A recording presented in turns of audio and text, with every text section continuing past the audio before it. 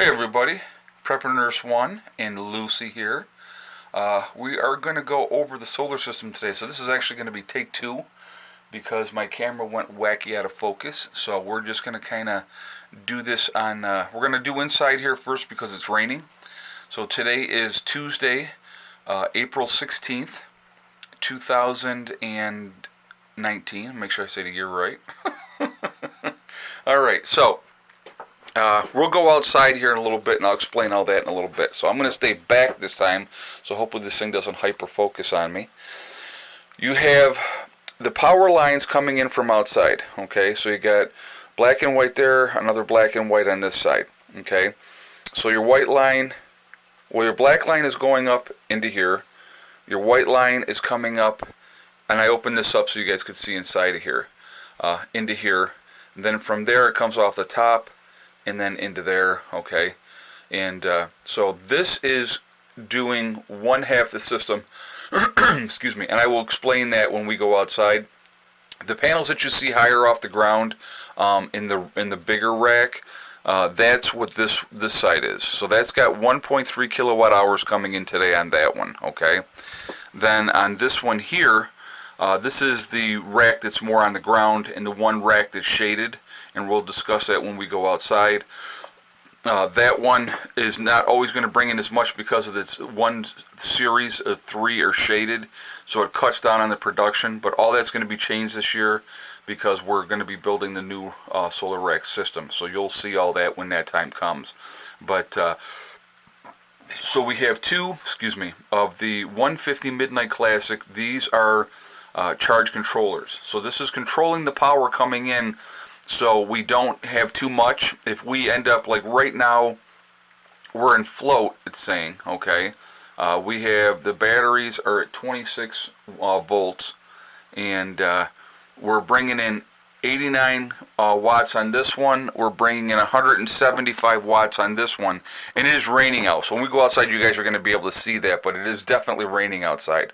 All right, so here's the ground, and this ground goes, this one here ties all of these together, and that goes outside, and I'll show you where that goes when we get out there. This line here, the black line going out, there's actually 2 of them that go out, and I will show you. So we have this one here, and then we have this one here, and both of those go out, and I'm going to show you where both of those end up going. So the thinner one, okay, here, that is tied with the generator, okay? So when I run the generator, it turns this, it changes the setting on this, and it charges the batteries while I'm running the generator.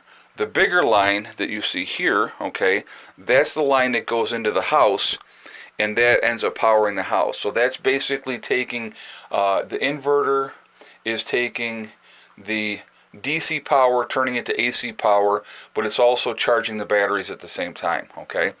So in here, this is kind of like the main circuit box here for us all, and right here on the outside, as you can see there, and I'm trying to stay farther back because this thing went like super hyper focused on me earlier, so I don't want it to do that again. That's the main breaker. So if I cut that breaker off, it kills the power on the inside if I want to work inside here, so that we don't get shocked and we don't have power coming in from the solar panels, okay? But the red or orangish line is the positive coming in off the batteries, and that goes into there. The bigger one here, the black one, is the negative, and it's a lot bigger gauge, as you can see, to be able to handle everything, and that's why we have it like that. And then we have this thing flashing underneath here that you see flashing, and I'm trying to remember what that is called. Oh my goodness. It's another thing that it helps to regulate all the power, and I can't think of the name of it off the top of my head, but it's definitely a good thing to have. It's like a junior, it's something junior. I can't remember exactly what it's called, but that's what that is, okay? So obviously when we ended up buying the box, we put everything in here and stuff like that, and tied everything together, and so it was a lot of work, I'm going to tell you what, trying to figure out, making sure everything was just right, where everything had to go, your positives, your negatives, you know, all that type of stuff. So like when you have the wire here coming in, okay, from outside, and it goes into here, then you had to have a line coming in, tied in to the main breaker here, and then you had these other breakers, the top of this breaker, that positive had to come out and go over into here, and a second line had to come out as well and go over this way. I mean, it's crazy how the whole thing is tied together, but it works. Trust me, it works, okay? So we're going to go ahead and close that, and I will reseal that later, but I just throw.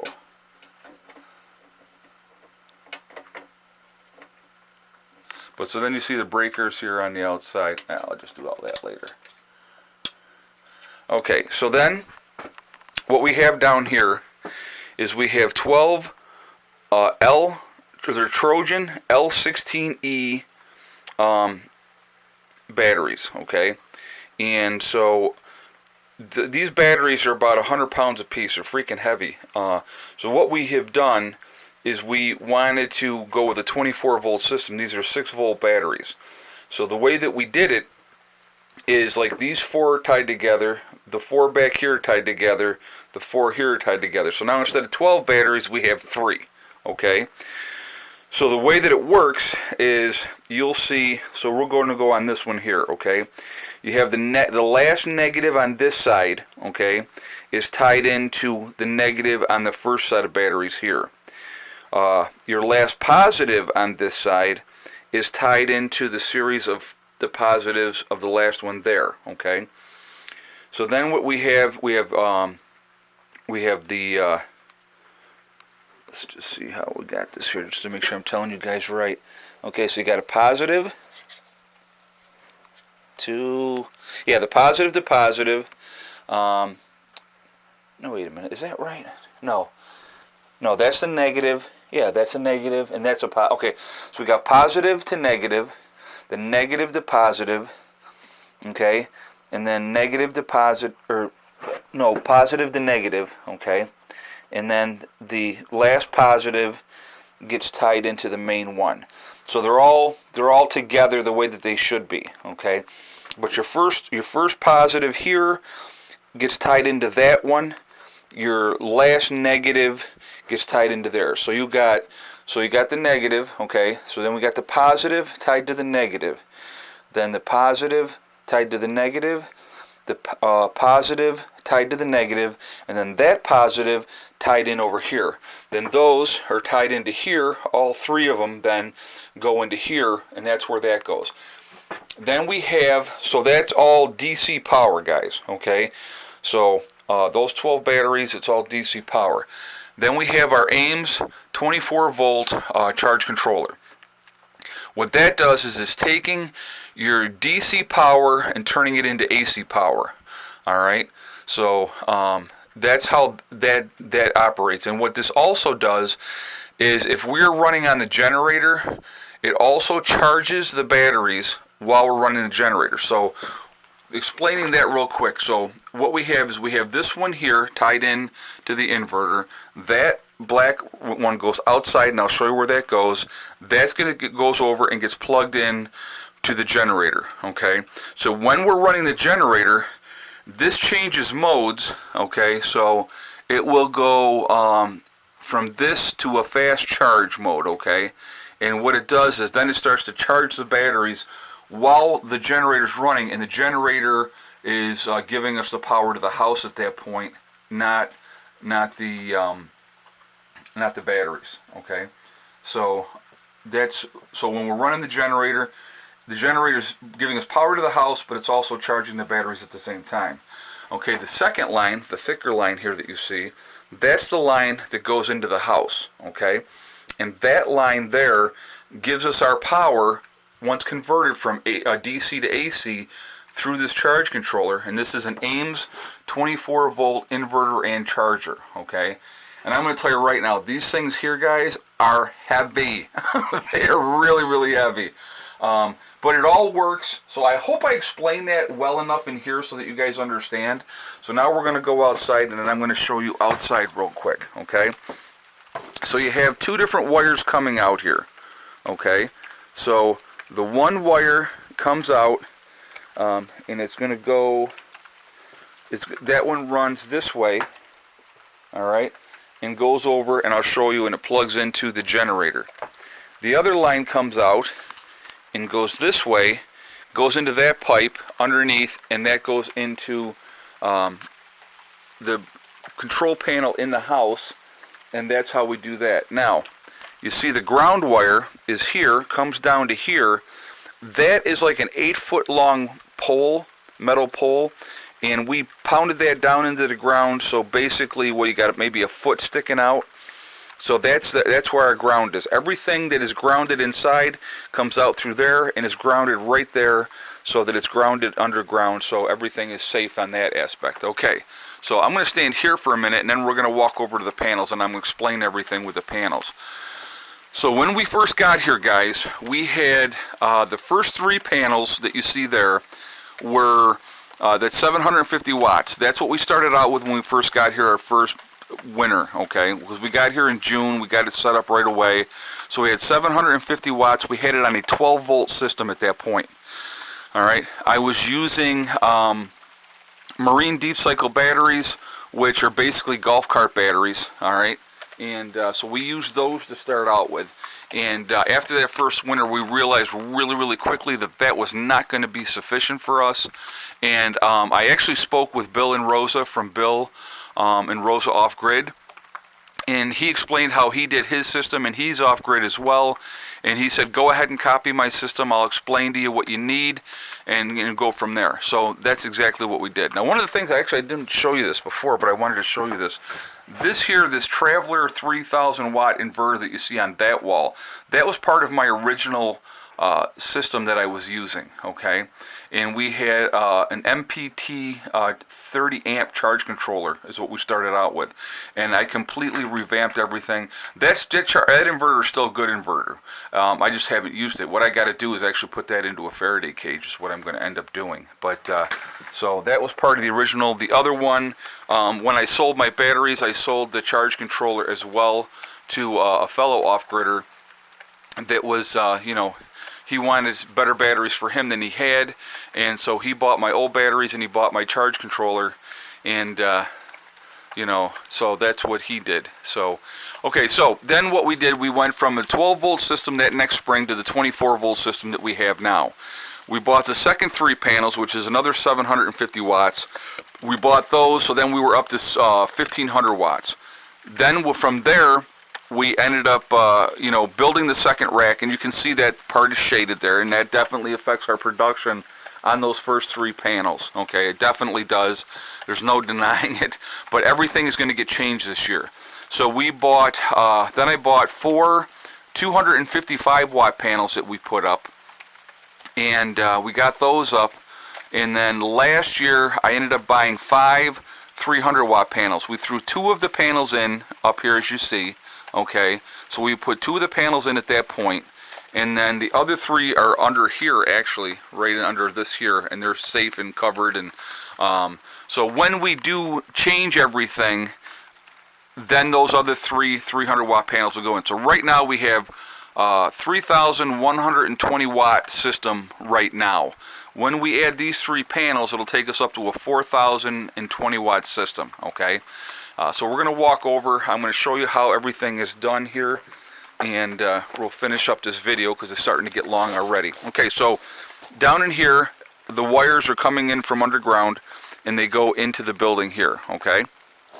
So everything is buried under the driveway and stuff like that. So we're going to go right underneath here. So again, these are 250 watt panels. The 3 over there and this one are 255 watt panels, and those 2 are 300 watt panels. Okay, so everything is tied up together here, and I know everything is hanging. I left it that way because we're changing everything this year, and I wasn't going to get everything all up and then pull it apart again.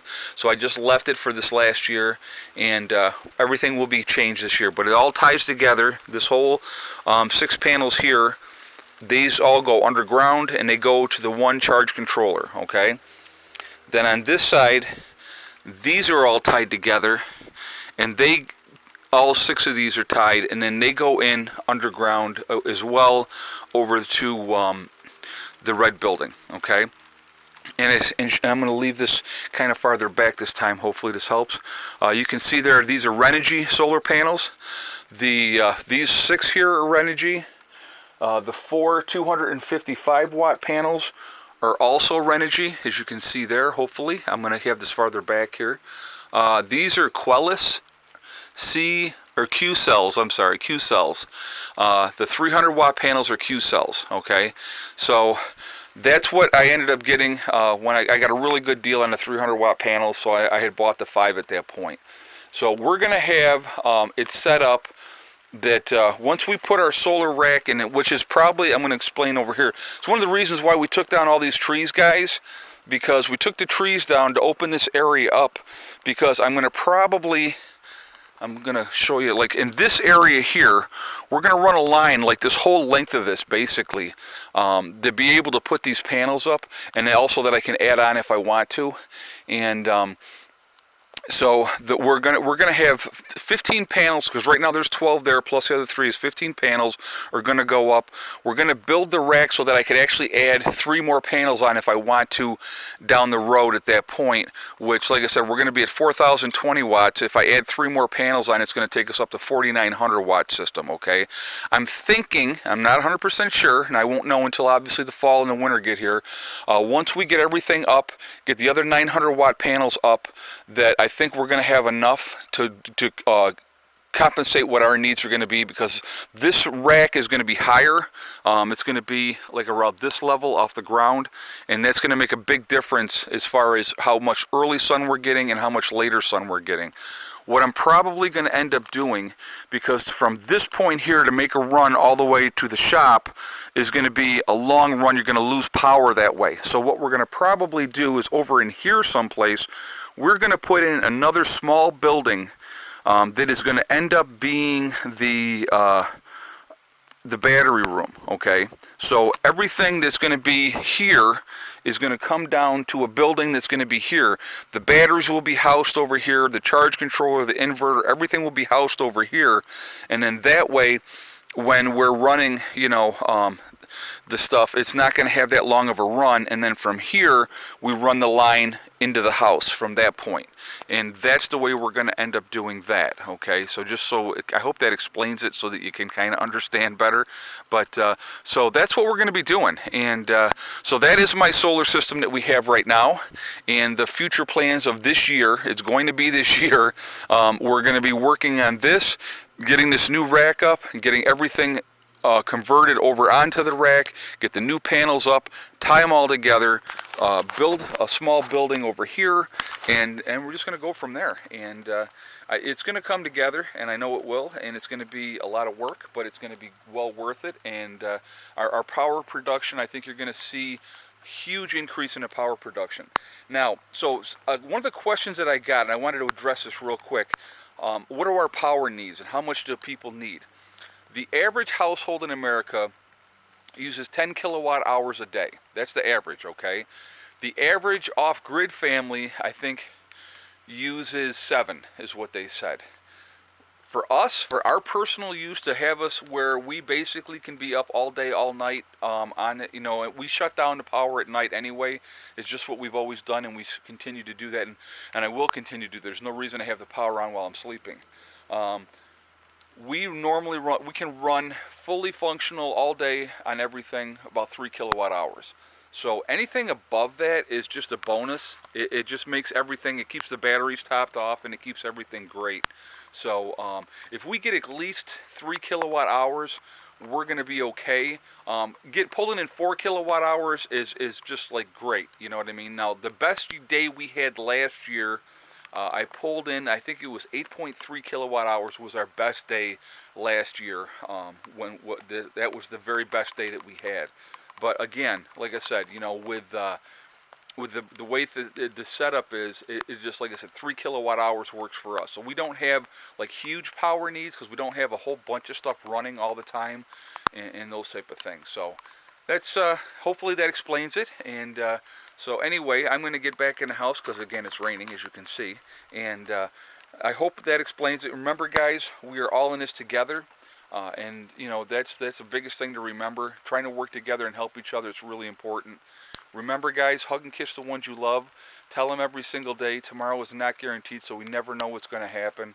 And remember STD, guys. It's one step at a time, one thing at a time, and one day at a time. Whatever you're trying to do, whatever you're trying to accomplish, you can do it. The only one that can stop you from getting there is yourself, okay?